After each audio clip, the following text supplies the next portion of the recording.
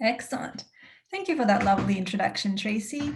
Yes, I'm Elena Svetieva. I am an assistant professor in the Department of Communication. I'm very excited to be presenting for you today, or kind of engaging you in this roundtable. I want to just thank the DFEI Collegiate Program for giving me this opportunity. And I have been at UCCS for a couple of years. I started in fall of 2018, but I've been studying deception for a lot longer than that. I just kind of did the math now and I'm like, oh, I've been studying deception for 15 years.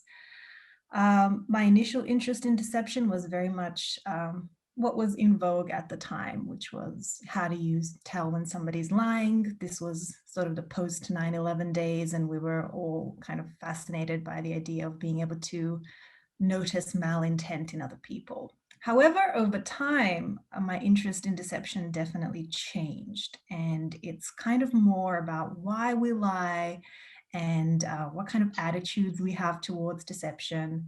And in particular today, my presentation is titled When Leaders Lie. So now I have to be completely honest with you in the spirit of this talk.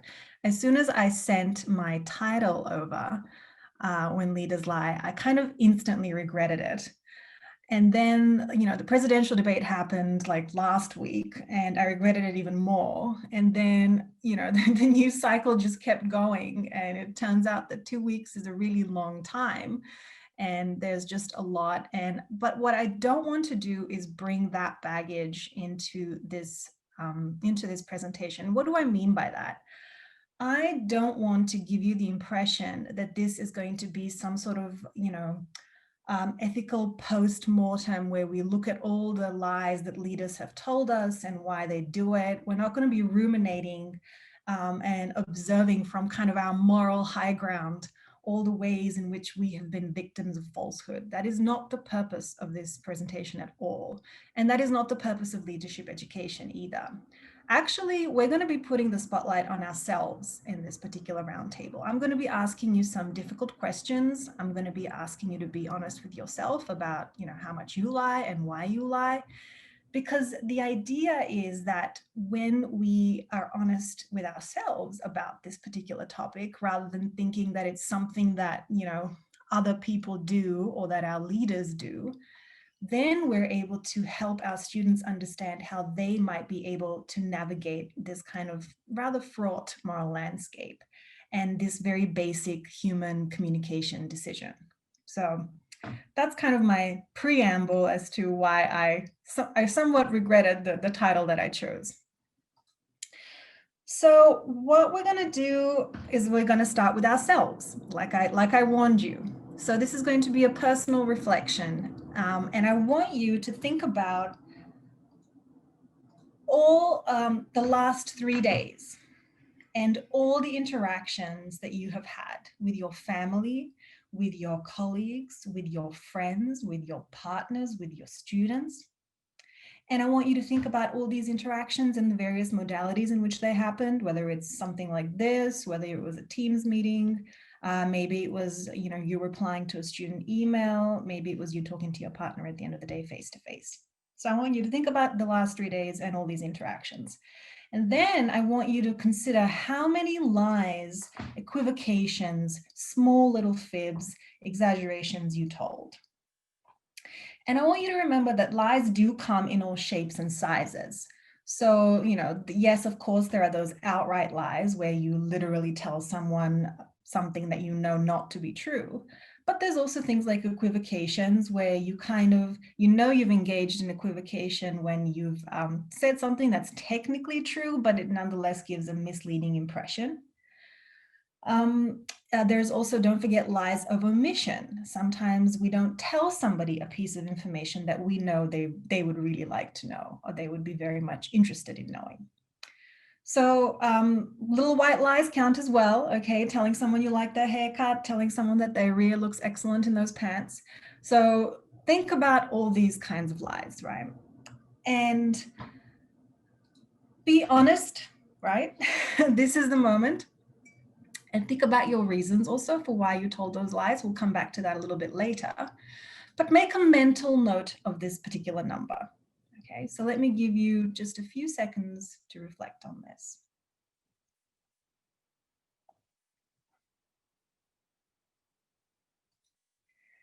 As you're reflecting, I want you to go to pollev.com/Elena S824.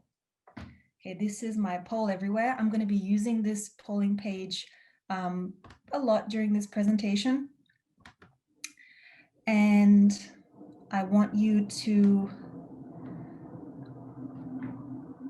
think about that mental note you made about how many lies you told, and I want you to go to that page and answer this poll. If you're not in front of a computer, you can also use text. So you can text Elena S824 to 37607, and then you can type in your response A, B, C, or D. Okay, so you've got 0, 1 or 2, 3, half a dozen maximum, or then there's people who lost count.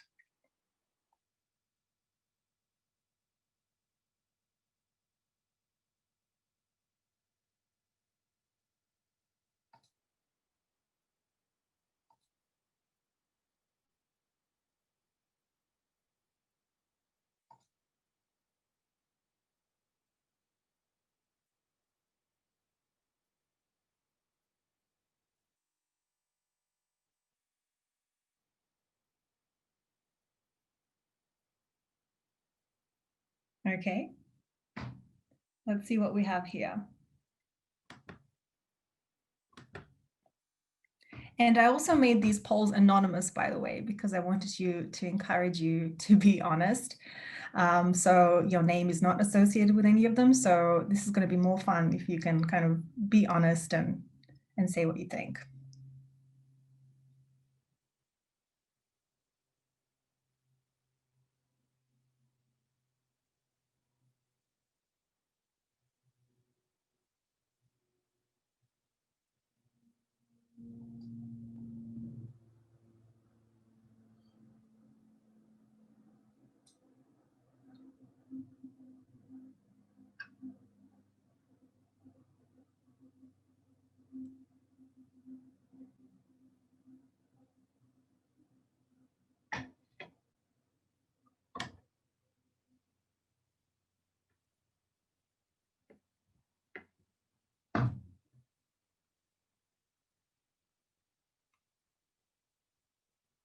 Okay.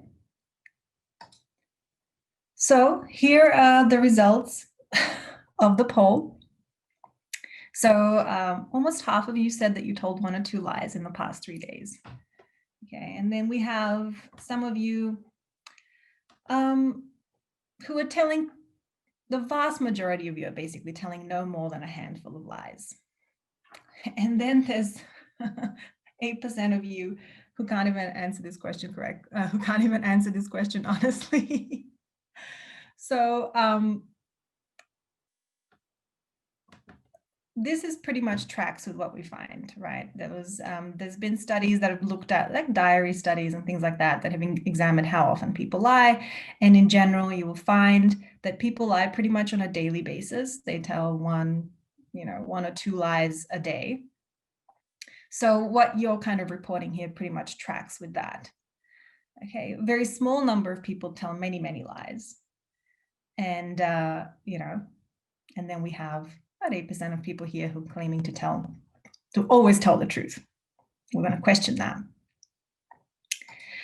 So the bad news is, of course, that people lie every day, right? And we also know that students lie every day as well. They lie to you all the time. They lie to you about why they didn't get the assignment in on time, and other reasons as well, right? So I want you to consider the possibility that this is actually good news, right? Why is it good news? Because it means that we have a lot of teachable moments when it comes to deception. We engage in it quite frequently. So when it comes to ethics education, we have an abundance of teachable moments that we can kind of examine in the classroom. So students are much more likely to encounter the decision to lie or not in their daily life than they are to encounter a decision about whether to pull the lever on a train track in order to save 5 people from a runaway trolley, right? So this is good. This is good news. It means there's lots of little decisions that people are making every day that can be useful to examine. And so I want us to consider that it's these little lies that will kind of provide us a kind of educational path towards understanding deception and when we should lie and when we shouldn't. So let's go back to the Poll Everywhere page. And I want to ask a slightly different question here. And that is for you to think back to the last time you discovered that someone had deceived you. And I want you to just type in some words that would capture your reaction at this time.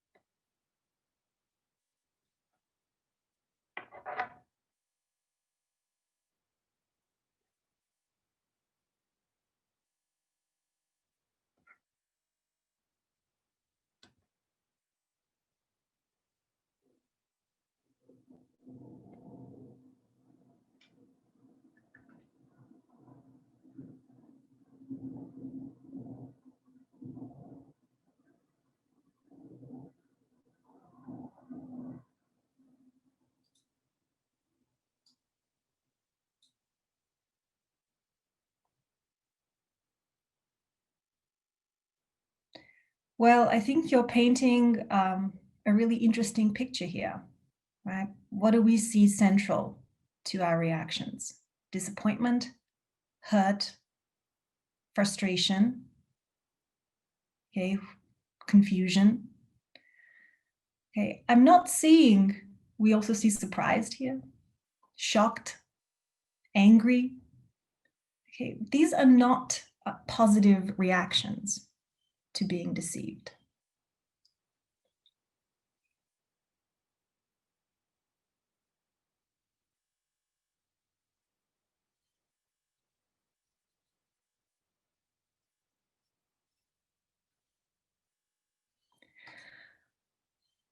So if you were to then choose your emotional reaction using this scale, what would you click on?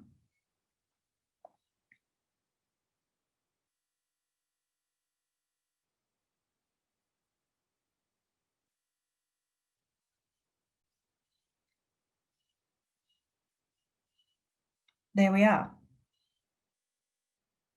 We're here. We're here on the left side of the screen.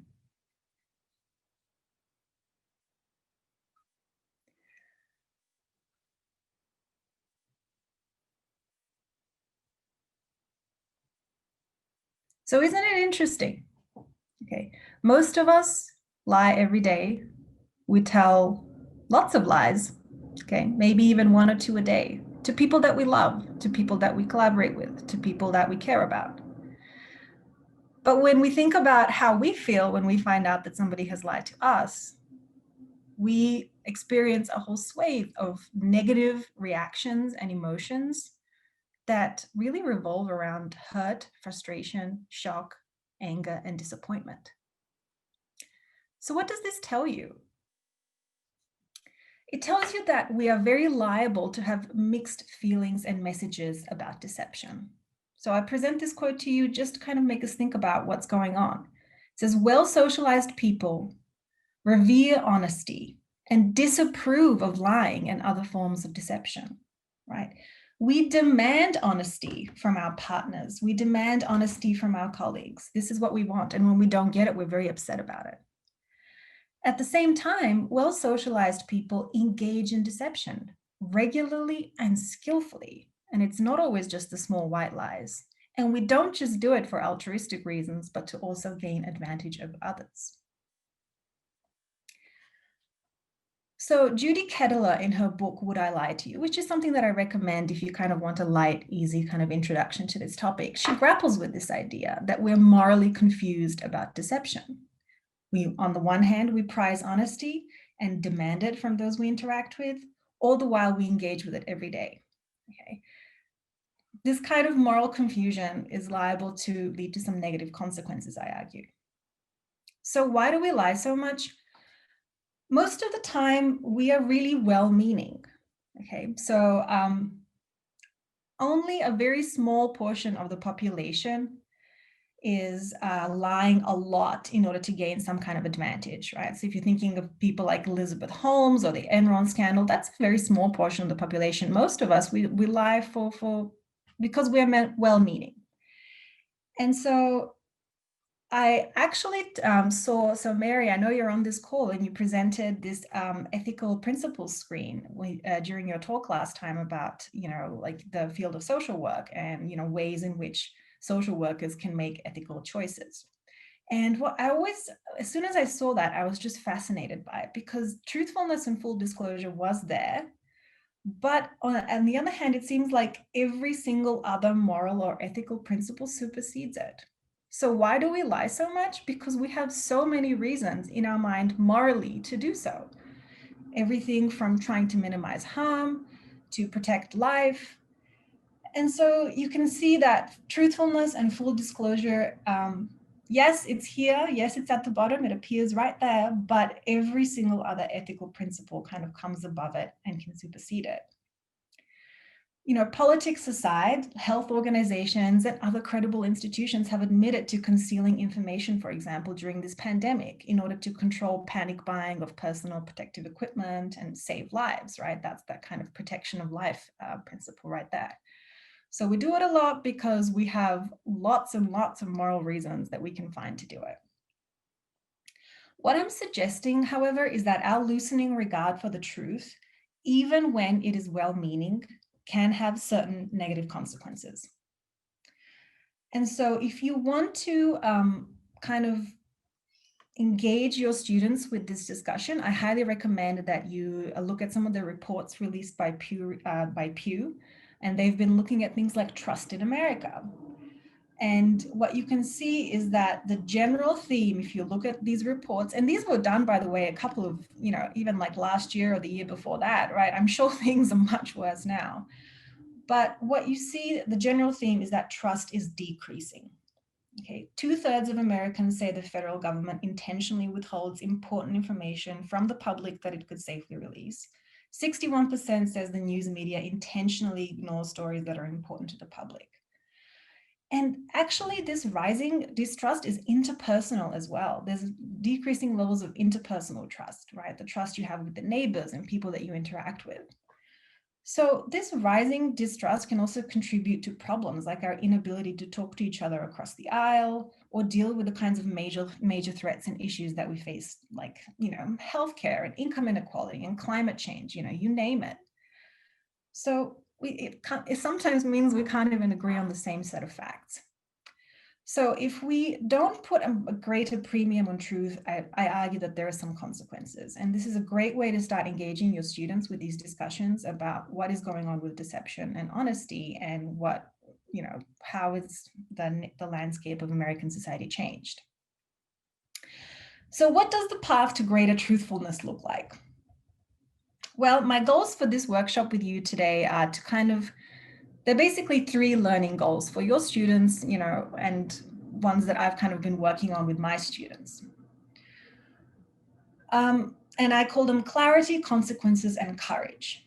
So the first part, clarity, is about moving past this mixed messages model that I was just kind of talking to you about. So it's, as educators, it's kind of our goal to help our students move past that sense of confusion and maybe even hypocrisy about, when they're lying. And it's to help them gain more clarity around the why of deception, including their own deception and why they're doing it. So I teach in leadership, and one method that I'm developing is to actually use moral leadership theories that create scenarios that help students discuss that principle-based approach to deception. And then after that, I'm going to talk about consequences and an activity that I've been mulling over and how to deal with that. And then the final part will be courage. So let's start with number one, clarity. This scenario-based discussion is based on, actually I created a dozen scenarios to kind of spur discussion in this topic. And what I found was that when it comes to deception and existing scenarios, they tend to be a little bit extreme, and I don't always find that very helpful. So for example, there's the question of whether lying is wrong or not wrong, and then there'll be the example where there was these good Samaritans that were hiding Jewish civilians during the Nazi occupation of various European cities. This example, of course, is very, very, very extreme. People can be like, well, of course, lying was the right thing to do in this instance. What I wanted to create was actually really boring, kind of everyday scenarios where a leader would be facing deception choices. And so in doing that, kind of get them to think like, what would I do in this situation? And what is my opinion about this kind of deception? So let me just give you a quick overview of the framework that I used, but certainly you can use any kind of framework that applies in your field. So in leadership, you'll find three general theories that explicitly talk about moral and ethical conduct of leaders as a major component of this particular leadership theory. So we've got authentic, servant, and ethical leadership. Authentic leadership emphasizes the internal moral perspective of the leader, right? So it's their internal moral compass, and by which that's how they evaluate their choices and whether they've taken the right course of action or not. And it's all the whole idea that it's consistent with their beliefs and their values, which of course are very personally held. Ethical leadership, on the other hand, over on the right-hand side, focuses more on the leader's responsibility to rules and codes of conduct and compliance with norms and the modeling of those norms. So ethical leaders very much enforce those rules, demonstrate those rules, and certainly punish people that are showing a lack of adherence to those norms and rules, whether they be explicit or implicit. And then servant leadership, on the other hand, emphasizes that stewardship that a leader must show. So a leader looks out for the interests and well-being of those they lead, and they look out for the interests of the organization and even the community at large. So conveniently, an article that was published in the Academy of Management Journal a couple of years ago, actually, linked up these three theories of leadership to different moral perspectives. And so this might be kind of our common language for how we talk about different moral perspectives. So authentic leadership, they were able to link up to virtue ethics. That inner moral compass means that authentic leaders prize understanding themselves and acting in accordance with their true natures. So the virtues that they have, these are deeply rooted traits or habits or personality aspects, and the linkage there is to virtue ethics. Okay, what would I do in this decision that would make me feel like I am a good person? Okay, servant leadership with that focus on stewardship can be linked up to that consequentialist or utilitarian perspective, right? Somebody who's always looking at the outcomes of their decision, whether to lie or tell the truth, and what kind of consequences that would have. And so that's what guides that decision. And then of course you have ethical leadership, and this focus on rules and norms reminds us of the categorical imperative or even the deontological perspective. So the idea that there are rules and norms of guiding behavior. And so these hold across any situation, and fairness is paramount when making decisions about telling the truth or not. So my project took me in creating a number of different scenarios that would hopefully illuminate to students via discussion and kind of consideration of the different perspectives, the moral perspective that students find themselves most animated by, right? It's like, what is it from these three that's actually guiding my choices about lying or telling the truth? So let me give you an example of each. This one is one that I created. One of Drew's employees gets fired after company leaders discover this employee has been planning to start his own business. So Drew, the leader in this situation, has been advised for legal reasons not to discuss the circumstances of the employee's departure. So some of Drew's team, who work closely with their employee, they're concerned and ask him about the situation. And Drew says, I don't know what happened, right? So Drew lies. In every scenario, the leader lies. But the idea is, why are they doing it, right? So this scenario is meant to kind of illustrate more the ethical leadership perspective, right? There are certain rules and norms and codes of conduct, and you must be able to defend your conduct in front of company leaders. And so in this situation, Drew understands the rule, and so the ethical leadership perspective is that that's what will happen, right? The rule will be respected and the code of conduct will be honored. Let's look at another example. Here I talk about Joe, and Joe's company allows managers to give their employees professional development training as a reward for good performance. Joe instead believes that these opportunities should be used to motivate low-performing employees. So Joe nominates one of the lower performers for professional development training, and in the reasoning write-up, Joe states and lies and says this employee is doing very well and deserves this opportunity. Right? So here I'm trying to get students to talk about, how acceptable is this deception, right? And actually this scenario was written to reflect the authentic leadership perspective, right? There are certain beliefs that Joe has, and Joe will be remaining true to those beliefs. And so the deception in this case is in order to honor that belief, right? And then finally, Riley's company is going through a business downturn. CEO told Riley that the company is going to downsize and lay off 10 to 20% of employees within Riley's department. So in order to keep morale high, okay, this is extremely common, in the departmental meeting discussing company-related issues, Riley says, the company is having an excellent year and plans to grow going forward. Okay. This kind of lie, in order to keep morale high, we don't just see it in these kinds of situations. You see it in other times as well, like when doctors give an overly optimistic or rosy view of a patient's, possibilities of recovery. Okay, so it's the idea that you try and minimize harm, you think about the consequences, and so in order to do that, you deceive. So we're linking that up to servant leadership.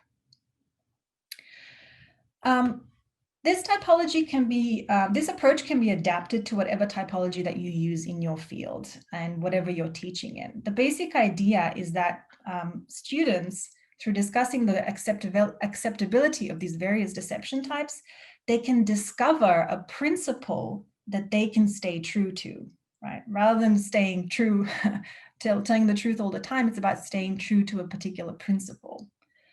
So, but just to kind of broadly summarize what those might be,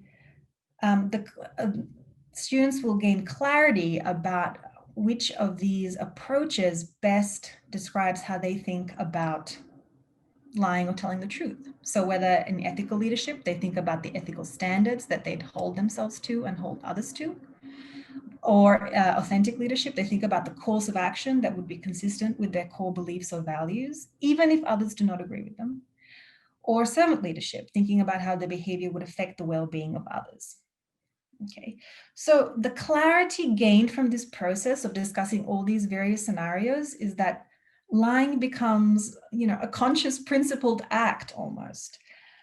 So the whole idea is that via discussion of these dozen scenarios, students can identify a principle-based approach to deception. Okay, we're trying to move away from the mixed messages, confusion, and hypocrisy to something that can provide a little bit of clarity as to why they do it. But you know what was weird about this? I actually did try it out with a group of students, and something happened that I did not predict. So once you identify these principles like A, B, or C that you're using to kind of think about deception and how acceptable it is, the students then would start thinking about how the deception wasn't actually justified in that scenario and did not achieve those goals, or they might have thought about ways in which actually telling the truth would have achieved those goals better. So in a kind of ironic way, in giving them a sort of map to try and understand what principles they use, it kind of led them to think more about how the truth could have been told in that situation and still achieve the same kind of adherence to these principles, right? So that was something that I did not expect, and I kind of want to try it again and see whether it happens again. So this process made me realize that the second goal is a more engaged consideration of consequences.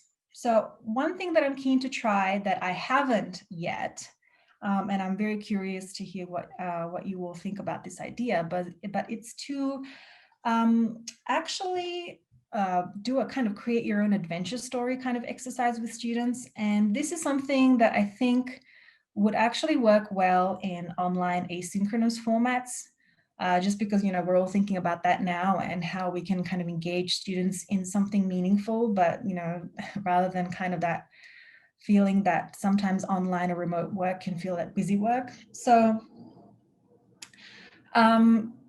this insight actually came from a student who told me about choose your own adventure stories in her English class. And I thought I was immediately intrigued. I was like, oh, tell me more. And, most of us know them, those who are old enough, those of us who are old enough know them from, interactive books when we were young, or, even more recently, video games. But the whole idea is that with a little imagination and modification, you can actually create a fun activity that's really good in the context of e-learning, okay, any kind of e-learning. So what does it look like? I'm going to give you, this link if you kind of want to explore this idea further. But the idea is that you present to students a challenge, an initial challenge. So, in my case, one of the scenarios that I presented.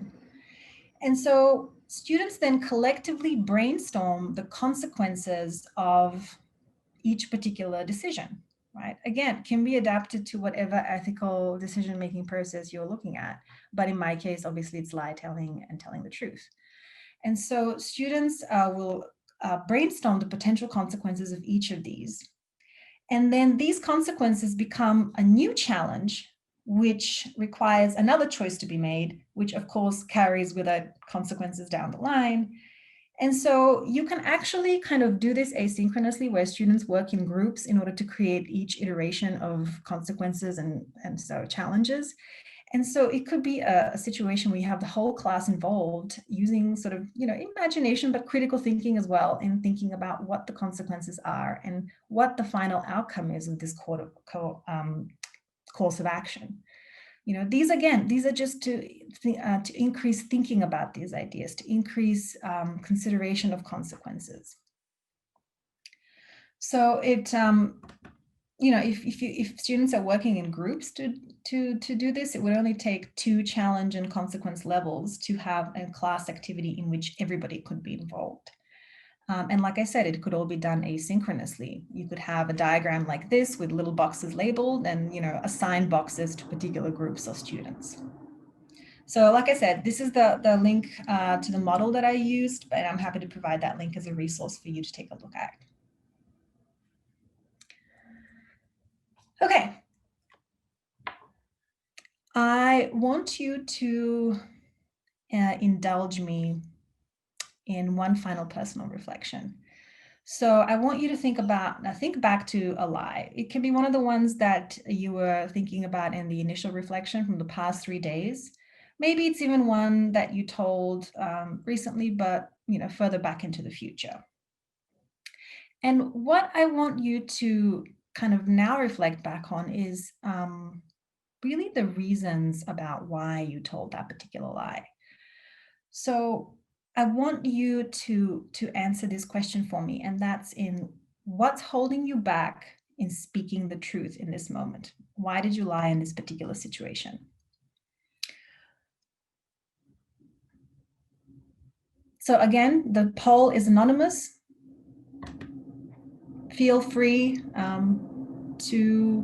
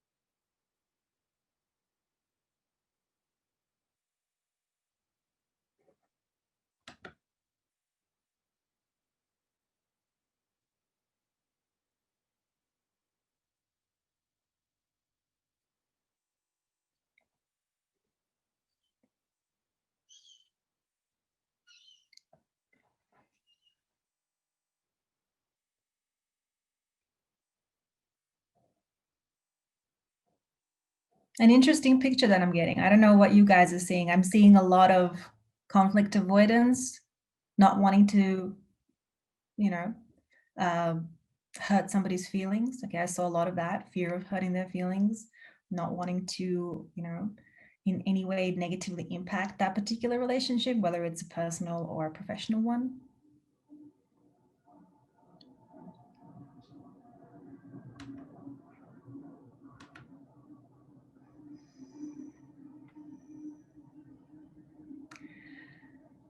I think what we can see here is that the biggest barriers to truth revolve around fear. Okay, we are fearful of the other person's reaction and what that might create, including fear of conflict. We fear any damage to our reputation and esteem. We fear failure or looking like we're a failure. We fear how telling the truth might affect our personal professional relationships. So when you think that fear is pretty much the core organizer around why we lie, then the final goal is courage. Okay, and that is to get us to think about how we might be able to lead by example and encourage students of leadership to do the same and show courage in situations where they might want to take the easy path out. So the reason that I wanted to do the kind of create your own storyline exercise is that because there's also a branch there for truth, and it asks students to think about the consequences of telling the truth. And that is a very purposeful part of the activity that I want students to engage in, because I want them to also engage in affective forecasting. So what is affective forecasting? It's the ability to think forward to the future about how you're going to feel about something or what you just did. And the reason that I want to do that is because we, us educators and students, we overestimate the negative consequences of truth telling. Okay, fear, fear, fear, fear. This is a wonderful study that, again, can be used to engage your students in this discussion. But it was a study in affective forecasting. Emma Levine led it, and it's titled, "You Can Handle the Truth, Mispredicting the Consequences of Honest Communication." And so what they did in this study was actually a whole series of studies that was looking at this idea of, can we accurately predict how our truth-telling will affect our social and personal relationships? So for example, in one of the studies reported here, the experimental group was instructed to be honest in all their encounters for 3 whole days. By their own self-report, actual report, the consequences of this honesty, once they had gone through it, was much less negative than they had imagined or predicted. So in fact, what the honesty that people were engaging in was actually more socially connecting than distancing, right? It created more bonds rather than fewer bonds. So I've got here a quote from, one of their conclusions is that focusing on honesty, but not kindness or communication consciousness, is more pleasurable, socially connecting, and does less relational harm than individuals expect. So the courage piece, is to very much think about the consequences of the truth and understand that you're probably painting them in an overly negative light. Okay. And to kind of think about how, you can be a little more courageous in that moment and understand that it might not be as bad as you think. So to recap, I want to leave plenty of time for questions. The learning goals of the kind of scenarios and exercises I just showed to you were to find clarity in a principled approach to deception, critically consider the consequences, especially of deception and what that might mean down the line, and then courageously approach the possibility of honesty, right? By thinking about ways in which we might be wrong about the potential negative consequences of honesty. Not in every situation, but in many.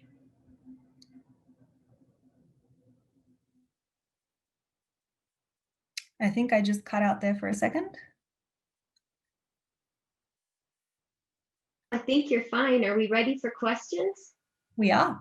Okay, great. So I'm going to remove the spotlight from you. And if you want to not share your slides, we can go back to gallery view. Wonderful. And see everybody and open it up for questions. I actually have one to start just to prompt some questions. Let me turn on my video here. When you talk about all of these different approaches, how does it relate to the Daniels Fund ethics principles, especially since integrity and honesty is the very first one? Absolutely. Well, you see, you've got integrity, trust, and transparency, and those are all related to the idea of honesty and open communication, right? And the Daniels Fund principles, they are very much a guide. You know, they're almost like the ethical leadership perspective, right? There are a set of rules that we can adhere to and use to guide our decision making in these situations. Right? Sometimes there are other considerations that are more important, especially in the context of deception, right? You know, including things like rule of law, for example. You know, there are even social workers face this, or other clients where they can't actually maintain the client's privacy because the law means that, you know, they have to basically report what is going on. So, you know, they can't kind of fully disclose and be transparent in all situations. So the principles, they guide our decision making in, you know, in these situations. And I think the Daniels Fund especially emphasizes truth telling. And I think we've kind of lost our way sometimes a little bit with that. Can you guys still see me? My computer? Yes, we can still see you. In fact, Weird.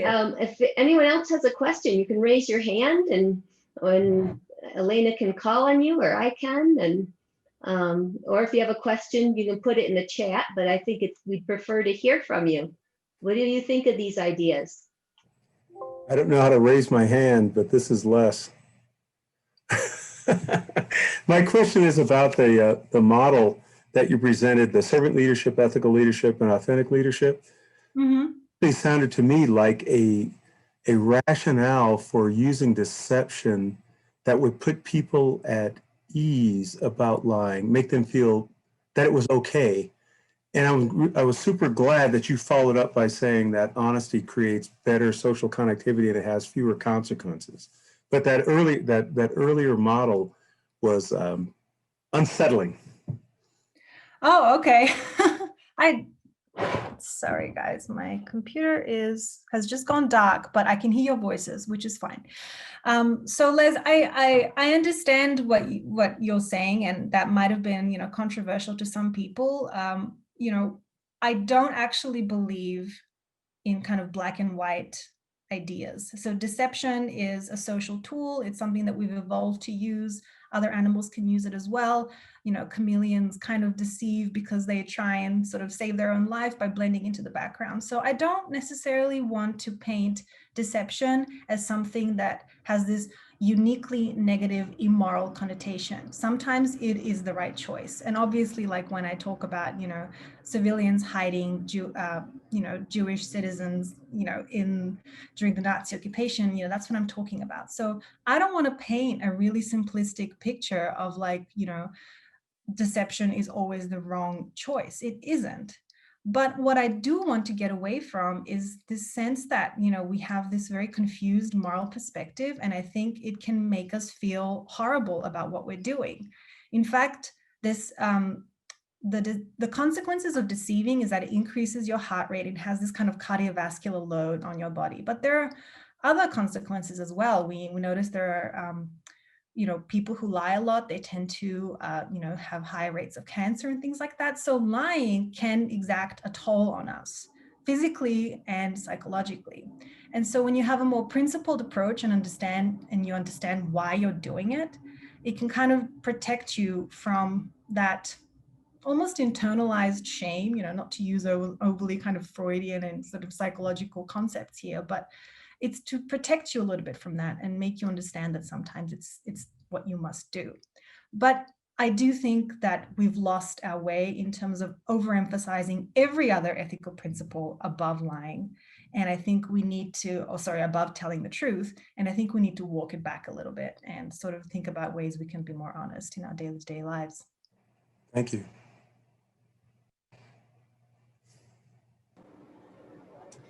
This is Renee at Pueblo Community College, and I think that it's interesting too that you think about that concept of deception not being so black and white. And really, when we talk about the Daniels Fund and the ethics, I mean, the students that are probably going to be working on these case competitions, just imagine what they're going through. It isn't black and white. So I think there's a lot of commonality between those, which was really interesting that you brought up. Yeah, and I think, until we can kind of sort of be honest about why and how we deceive, we're always going to have those difficult mixed messages, and we're going to keep internalizing them. And I think that's not going to ultimately result in positive consequences. So yeah, students, go through a lot, and they just need to understand, like, oh, I am lying. This is why I'm lying. And this is how I can lie for better reasons. And then once I think about how I lie for better reasons, this is how I cannot lie at all. Okay, Robert has a question. Well, yeah, it's been dealt with just now, but I just wanted to say that I really do appreciate the fact that it's not black and white, it's gray, because everything in existence is gray. And we make it even grayer by being honest with ourselves. The idea here that when you connected it to the Holocaust sampling there, that lying is heroic, and it can be that way. And we have an entire culture that lies because of one example or two examples, and say, look, this saved people, so I can lie about not coming into work this morning. We tend to do that, and we tend to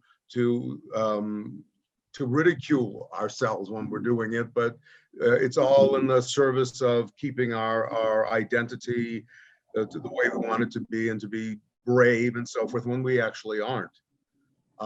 So I just wanted, it's already been covered by everybody else, but I just wanted to say that that was the most meaningful thing that I've heard in a very long time, because I know when I'm sort of bending the truth, it's because, I don't want anyone to think that I was lazy or didn't get something done in time, and that they're going to have to take over.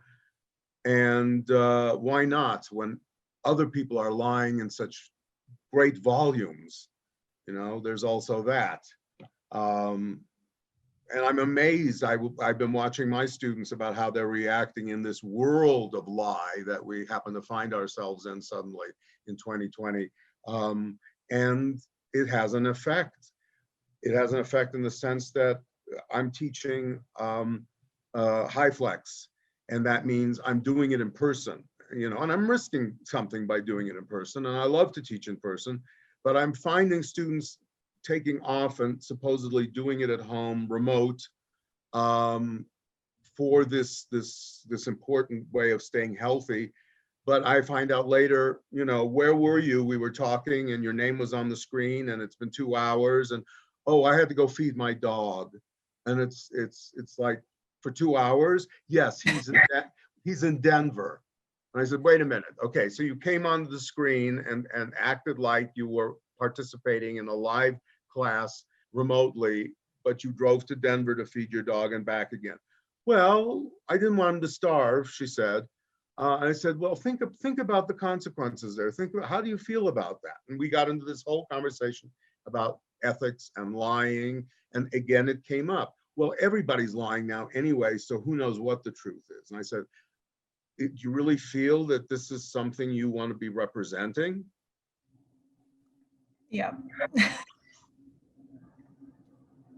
That's it. Well, and that's why, like, when I talk, that kind of controversial part where I talk about, principled reasons for deception, notice that protecting your identity or yourself or your own self-esteem did not come up. That's neither ethical, authentic, nor servant leadership, right? There isn't a justification necessarily for those kinds of lies. So, kind of trying to move away from these bizarre kind of unnecessary lies that we tell and more towards principled lies. So. We can have at least one more question if we have one, especially suggestions about how this could apply to your discipline.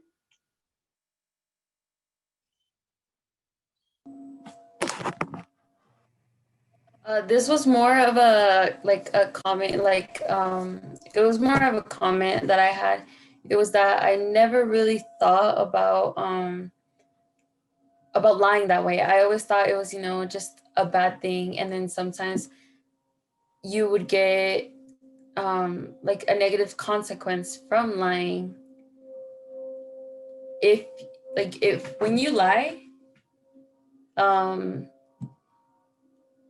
I'm sorry, I don't know how to explain it. It's like sometimes telling the truth is scarier, and I'm glad that she brought that up, because now that I think about it, telling the truth would actually be more relieving, it would really benefit more than just telling lies. And sometimes they're just like little, like the little white lies that you don't necessarily have to lie about. It's just like, why would I lie about something like that? And I'm glad she brought that up.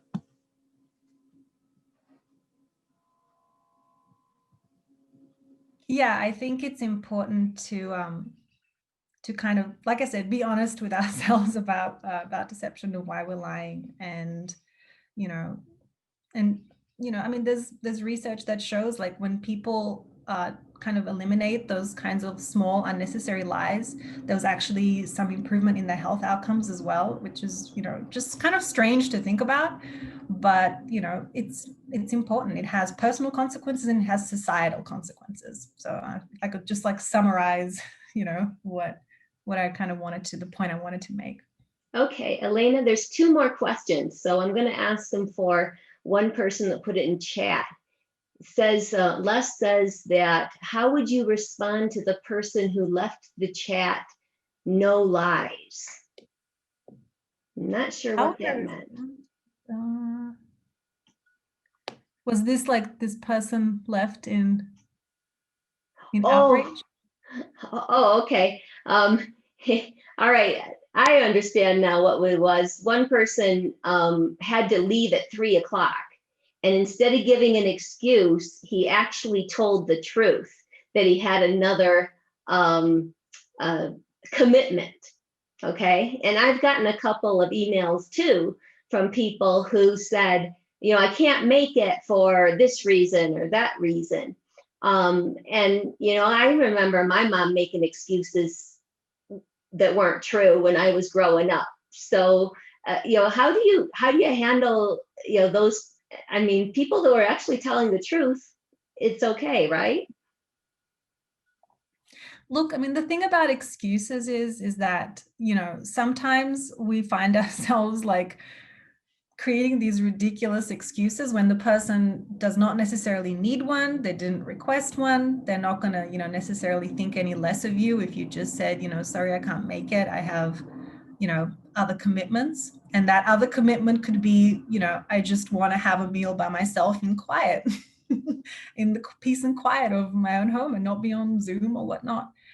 So it is interesting that we kind of regularly engage in this excuse making process. And, part of me is just fascinated by the idea that we might just one day just stop and that everybody would be okay with that. And we'd all be like, hey, if I stop making excuses, will you stop making excuses? And can we just kind of live? So. Hi, Tracy said I could unmute and ask, so I'm gonna unmute and ask my question. I'm Jen Kling. I'm in philosophy at UCCS. Hello, Jen. Hi. So I really thought this was awesome, especially because like philosophers got called out about our trolley problem thing, which admittedly I'm super sympathetic to, right? Whenever my students talk about this in class, I'm like, we're not talking about the trolley problem. We're talking about the fact that you can turn in your homework, right? It's like, when are trolleys going to happen in your life? But homework is now. So I really appreciated that. Thank you. But so I wanted to ask, right? Because I do think one of the really interesting things that I kept thinking about as you were speaking, right, is that this idea about lying, right, and like when we should and shouldn't lie and how to think through lying, it assumes something that is like more and more at question, I think, which is that like some things are true, right? So like it has as a background of like this whole conversation about lying is like some stuff is just true and some stuff is just false, right? And we can know that. And so I just wonder how, I guess, I mean, I'm a political philosopher, full disclosure. So I wonder how your discussion kind of relates to this sort of larger social moment that we like find ourselves in, right? Where some of the response of politicians has been like, well, I wasn't lying because there's no such thing as truth. And you're like, I don't even know how to handle that. And so I was just wondering if you had any sort of comments or thoughts about that.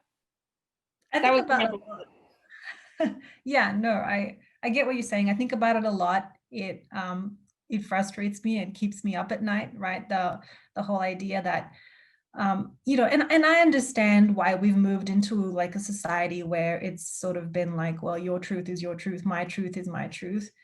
And but that kind of just fundamentally bothers me, right? The whole idea that there are certain things that we can't sort of agree on. And so I think, you know, the way I think about it is, you know, with great frustration. And I'm not even sure I have any wisdom, like, of how we can get back to, you know, to understanding objective facts. Now, let's take an example, I don't know, from something really different, like couples therapy, right? You have people who kind of, you know, there's one person's perspective of the relationship and there's another person's perspective of the relationship. And then through everybody revealing their perspectives, with like maybe a third party there or something, a kind of like general set of maybe objective-ish kind of ideas about the relationship can be established.